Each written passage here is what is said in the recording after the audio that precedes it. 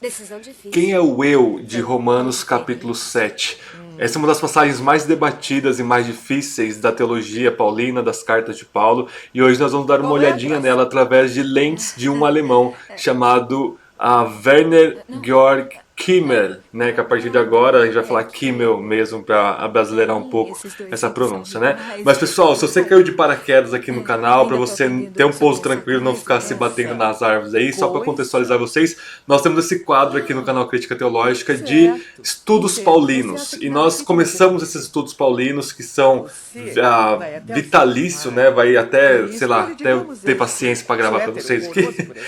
Nós vamos ver como, nós estamos vendo na verdade como Paulo foi interpretado no século XX, tudo bem? E nós começamos a trajetória, nós vemos de alguns vídeos aqui então sobre será que Paulo estava entendendo realmente bem o judaísmo do primeiro século, ou será que os intérpretes de Paulo entenderam bem o judaísmo do primeiro século? Então você precisa acompanhar a sequência dessa série, ok? Dessa playlist. Então você não pode perder nenhum vídeo para você não ficar perdido, porque é uma sequência de influências de pensamentos e de interpretações de Paulo que vão se acarretando e se causando entre si, tá bom? Então não perca essa sequência, a gente começa lá com o Albert Schweitzer, depois a gente vai o William Brady, depois a gente tem Claude Montefiore, a gente tem a E.P. Sanders, a gente tem o Schoeps, e agora ele vai entrar em mais um teólogo, que é o Kimmel, esse Kimmel, ele nasceu em 1905, morreu em 1995, viveu então longos 90 anos,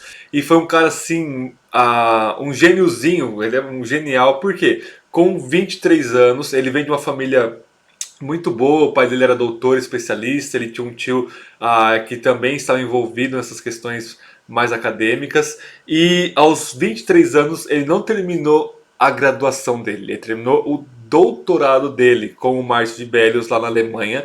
Ele é alemão, como falei para vocês, e o título, a tese de doutorado dele, que ele escreve ali em 1928, é Romanos 7 e a conversão de Paulo. É claro que eu traduzi porque o título está em alemão ainda, ok? E ele publica no ano seguinte, em 1929, essa tese sobre Romanos capítulo 7, que a gente vai dar uma olhada no vídeo de hoje, a partir dessa perspectiva do Kimmel, porque ele vai influenciar Christopher Stendhal e alguns outros pensadores que vêm depois dele. Então, imagine o sujeito com 23, 24 anos, agora doutor, publicando uma monografia, uma tese sobre Romanos 7, inovadora e influente. Depois do Kimmel ele se torna sucessor do Rudolf Bultmann lá na Alemanha, okay, na universidade que o Bultmann dava aula, e aposentou lá em 1970 e pouco como professor de Novo Testamento. Ele tem uma introdução ao Novo Testamento publicada, traduzida para o português, que eu acho que foi relançada agora 2021, 2020, alguma coisa assim. Não me inteirei dessa atualização e dessa tradução, ok? Mas é um cara que tem o seu peso, a sua importância na teologia do Novo Testamento do século passado, do século XX, ok? E antes de nós entrarmos no conteúdo em si, se essa série, se essa playlist de estudos paulinos, se esse vídeo específico está te enriquecendo, está trazendo uma boa colaboração para sua formação teológica, se inscreva no canal, não perca nenhum vídeo, converse comigo aqui nos comentários, deixe seu like e compartilhe esse vídeo com outras pessoas para que nós venhamos a entender de fato o que está acontecendo na academia em relação aos estudos paulinos. Nós temos outras playlists, nós temos resenhas, nós temos pregações, nós temos estudos, nós vamos ter estudos literários, estudos filosóficos também, então ative o sininho para você não perder nenhum vídeo aqui do canal Crítica Teológica. Vamos lá então, pessoal. Romanos 7 é um capítulo dificílimo e ele tem várias e várias interpretações de dezenas e dezenas de intérpretes ao longo da história, como vocês podem imaginar, mesmo não sabendo disso, mesmo não tendo esse conhecimento, vocês podem imaginar que é uma questão polemiquíssima de Paulo lá, super polêmica.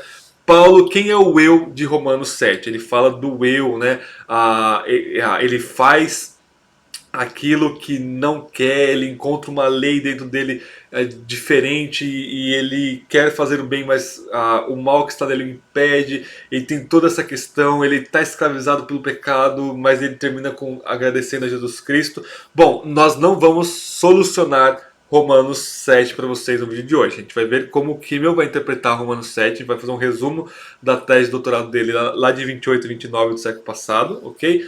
Para vocês terem uma ideia da confusão da coisa toda. Tudo bem? Ele começa falando sobre um pouco do contexto, pessoal. Se a gente contextualizar Romanos 7, e a interpretação mais popularzinha no meio evangélico é que Romanos 7 está falando da nossa experiência cristã, da experiência de Paulo como cristão, de luta contra o pecado e tudo mais. Bom, esqueçam isso. Isso você vai ver em pregadores não acadêmicos, como por exemplo John MacArthur. Não estou criticando MacArthur por chamar ele de não acadêmico, mas os livros dele, a disposição dele não é acadêmica, não é rigorosa. Ele é um pastor e glória a Deus por isso, mas o peso acadêmico do livro dele não tem lá sua relevância acadêmica. Tudo bem? Tem relevância espiritual, devocional, mas ele vai defender um Romanos 7 ainda tradicionalzão, do tipo batalha do cristão contra o pecado, mas é uma posição bem fraca na academia, ok? E não dá para pensar em Romanos 7 de forma mais profunda sem passar pelo Werner Georg Kimmel aqui nessa tese dele, tudo bem? Então, ele começa contextualizando, que é uma coisa muito importante. Se a gente pegar o contexto imediato, Romanos 6, Romanos 8, a gente vai ver que realmente é difícil pensar em um cristão ali em Romanos 7, porque em Romanos 6 nós não vivemos mais debaixo do pecado, nós estamos debaixo da graça. Nós não somos mais escravos do pecado, nós somos escravos de Cristo. Se nós morremos para o pecado, como que nós podemos viver nele ainda? Então o cristão não vive nessa prática contínua do pecado, nós não somos mais escravos do pecado. Em Romanos 8 então nem se fala. A lei do Espírito da vida nos libertou da lei do pecado e da morte. Nós temos agora esse Espírito que ressuscitou Jesus dentre os mortos, ele nos ressuscita espiritualmente, vai nos ressuscitar escatologicamente o nosso corpo e ele habita em nós, nos dando vida, fazendo com que a lei se cumpra em nós, nos dando essa capacidade, esse poder capacitador, né, de viver segundo a vontade de Deus. Tudo bem? E aí em Romanos 7 você tem essa questão do sujeito lá, do eu, do ego, a lei de Romanos 7, sendo escravizado pelo pecado. Não é lutando contra o pecado, está realmente escravo do pecado, numa situação desesperadora. Essa não é a situação do cristão em Romanos 6 a 8. Se você ler Romanos 7 assim, segundo Kimmel, vai ser tirar Romanos 7 de contexto e de toda a coerência paulina. Tudo bem? Segunda coisa, Kimmel vai argumentar que em todo Romanos 7 o propósito não é autobiográfico, não é contar uma experiência pessoal de Paulo, é defender a lei. Ok? Então, o Romanos 7 começa falando, olha, a lei, o cristão, ele morre para a lei, agora, portanto, a gente pode casar com Cristo. Basicamente isso que ele fala, né? Então, será que a lei é ruim? Todo Romanos 7, então, pelo menos do 3 ao 25, vai falar sobre, vai fazer uma apologia, uma defesa da lei. Ainda que a lei esteja entrelaçada com o pecado, no sentido do pecado usar a lei para reviver a cobiça em nós, por assim dizer, né? A lei é santa, pura e boa. Essa é toda a argumentação de Romanos 7 na leitura do Kimmel.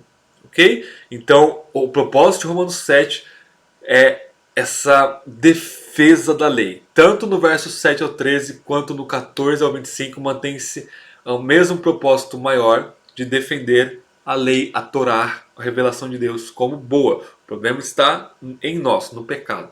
Ok? Uma outra coisa que ele vai chamar a atenção também é que o eu de Romanos 7, ele precisa-se, pela lógica da argumentação, manter-se consistente em todo o capítulo. Então você não pode falar que o eu é uma coisa em Romanos 7, do 7 ao 13, e depois do 14 ao 25 é um outro eu. Romanos 7, 7 ao 13 é Paulo antes da conversão, e depois é Paulo depois da conversão. Não há uma mudança na retórica, no uso retórico do ego, do eu paulino ali em Romanos 7. Ok? Então ele vai construindo sua argumentação, contexto, propósito de Romanos 7, dentro desse contexto, defender a lei, e a consistência do uso do eu retórico ali em Romanos 7. Portanto, qualquer que seja a sua interpretação, precisa se manter consistente em todo o capítulo 7. Você não pode quebrar ali aleatoriamente. Aqui fala de um eu, depois é outro eu, depois é outro eu. Ok? E essas são as questões preliminares do Kimmel na sua análise de Romanos 7. Depois, na identificação do eu, ele vai primeiro falar quem não é o eu. Primeiro, o eu não pode ser o cristão. O eu de Romanos 7 não pode ser o cristão, porque lá o eu de Romanos 7, como eu já falei para vocês, ele está escravizado pelo pecado, o que é uma contradição com Romanos 6 ao 8. Ele vivia, como assim que ele vivia sem a lei, e aí quando a lei veio, ele teve a experiência do pecado e ele morreu. O cristão, ele não morre espiritualmente, nós somos vivos em Cristo. Romanos 8, Romanos 6 e todas as outras passagens das 13 cartas de Paulo. Ok? Então não pode ser o cristão. Luta contra o pecado existe, Gálatas capítulo 5, mas não é Romanos capítulo 7, dentro de toda a argumentação do contexto de Paulo. Ok? Segundo lugar, não é Paulo antes da conversão. Então não pode ser o Paulo cristão e nenhum cristão, mas também não pode ser o Paulo antes da conversão dele, como se fosse um autobiográfico. O eu antes de Cristo era escravizado, agora é o eu depois de Cristo, né? Depois da conversão. Não é o Paulo antes da conversão, porque ele era um judeu. E não tem como um judeu falar assim, eu vivia sem a lei. Então será que Paulo estava vivendo sem a lei? Não. Ele estava realmente vivendo debaixo da lei.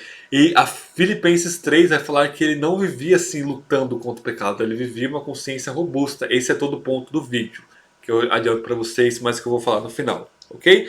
E também não pode ser Adão. Porque Adão vivia sem a lei, até que veio o mandamento, Deus falou para ele não comer da árvore do conhecimento do bem e do mal, e aí ele comeu e morreu junto com sua mulher Eva. Né? Não pode ser, segundo a argumentação de Kimmel, não a minha, o mandamento que ele usa para ilustrar é não cobiçarás, que faz parte do decálogo, dos 10 mandamentos. Então é uma experiência posterior a Adão, uma experiência já lá mosaica, né, sinaítica da lei de Moisés. Tudo bem? Então, quem é o eu de Romanos 7 para o Kimmel?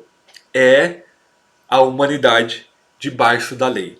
A humanidade debaixo da lei é o eu de Romanos 7, um eu retórico. Paulo usa, e ele vai mostrar várias passagens do Kimmel nessa tese, do uso do eu retórico de Paulo, como por exemplo Romanos 1 Coríntios 13, né? Agora eu vejo em parte, mas depois eu verei por completo. Essa experiência não é só de Paulo, mas de todo cristão que vai ser salvo, que agora vem em parte, mas depois que vem vai ver completo. Ou ele fala, se eu dar o meu corpo para ser queimado e não tiver amor, eu nada serei. Eu nada serei. Mas é claro que Paulo está falando de toda a humanidade aí, nesse sentido, Romanos 7. E em todas as cartas de Paulo ele faz isso. Ele usa eu para se referir a uma experiência da humanidade. No caso aqui de Romanos 7, para o Kimmel você tem a humanidade debaixo do pecado. Ok? James Dunn, na trilogia paulina dele, tem uma análise muito boa sobre isso, onde ele analisa Adão e Israel, ok? Que vai chegar mais ou menos nessa conclusão, só que de forma muito mais sofisticada. O N.T. Wright vai falar sobre que existem vários paralelos com a história de Caim, vejam só, lá de Gênesis 4. Então não é uma, eu não estou advogando a posição do Kimmel aqui, eu estou falando que é uma posição importantíssima na história da Recepção Paulina. Por quê? Aí está a conclusão do vídeo. E a gente vai caminhando para o final. Porque o Kimmel vai influenciar o Stendhal. E aí é o seguinte, se Romanos 7 não está falando da autobiografia de Paulo antes ou depois da conversão, mas está usando um uso retórico do ego grego ali em Romanos 7, você não pode então falar que Paulo tinha uma consciência enfraquecida em luta contra o pecado antes da conversão. Então não é uma janela para a psique de Paulo, Romanos capítulo 7, nessa leitura do Kimmel. O que vai ser argumentado depois no próximo vídeo, na semana que vem, quando a gente vai analisar o Christopher Stendhal? É que Paulo tinha uma consciência robusta, uma consciência não... ele não estava lutando, o cristianismo é atrativo, estou lutando contra o meu pecado aqui. Ele não tinha essa consciência. E aí a leitura que a gente vai ver semana que vem é Agostinho e especialmente Lutero vão ler a consciência introspectiva ocidental, marcada por essa luta do ego de pecado, vai ler isso de forma anacrônica ao apóstolo Paulo. Ok? Então aí é que está o pulo do gato do nosso vídeo e da análise do Kimmel. Se Romanos 7 não fala de Paulo, então não é uma uma experiência de Paulo de ficar lutando contra o pecado e querer achar que está fazendo, querer fazer o bem, mas não fazer. Ainda que você possa incluir isso, mais de uma, Paulo estando debaixo da lei, mas isso não é uma janela para a consciência de Paulo, ok? Ponto forte disso existe. A gente não pode fazer uma leitura anacronística, pegar nossa época e impor ela a Paulo. Assim como a gente viu no vídeo passado sobre o E.P. Sanders, que ele vai fazer essa leitura. Olha, você não pode pegar o legalismo medieval católico ou a leitura dos liberais ali na primeira metade do século XX e reler isso no judaísmo do primeiro século. Você precisa ler as fontes em si, né? E da mesma forma a consciência de Paulo. Filipenses 3 e outras passagens vão mostrar um Paulo robusto em sua consciência pré-conversão. Tudo bem? Então isso tem muitas implicações que a gente vai continuar aqui no nosso canal. Então não percam o vídeo da semana que vem, onde a gente vai... O vídeo de hoje foi uma introdução para o próximo vídeo, para nós falarmos mais detidamente do Christopher Stendhal. Não percam essa série aqui no nosso canal. De novo, repito para vocês, eu sei que é chato, mas ajuda esse canal amador, né, na melhor das hipóteses, aí, a alcançar mais gente. Se inscreve no canal, deixa o seu like e conversa comigo aqui sobre qual é a sua posição em Romanos 7. Não falei a minha ainda, hein? Fica para depois, que a gente ficar analisando essas recepções de Paulo no século XX, a gente vai adentrar em alguns textos de Paulo, e se vocês pedirem, a gente entra mais detalhadamente no texto grego, exegese, análise do discurso, contexto histórico, lá em Romanos 7 e em outras passagens. Tudo bem, pessoal? Então Deus abençoe vocês. Até o nosso próximo vídeo.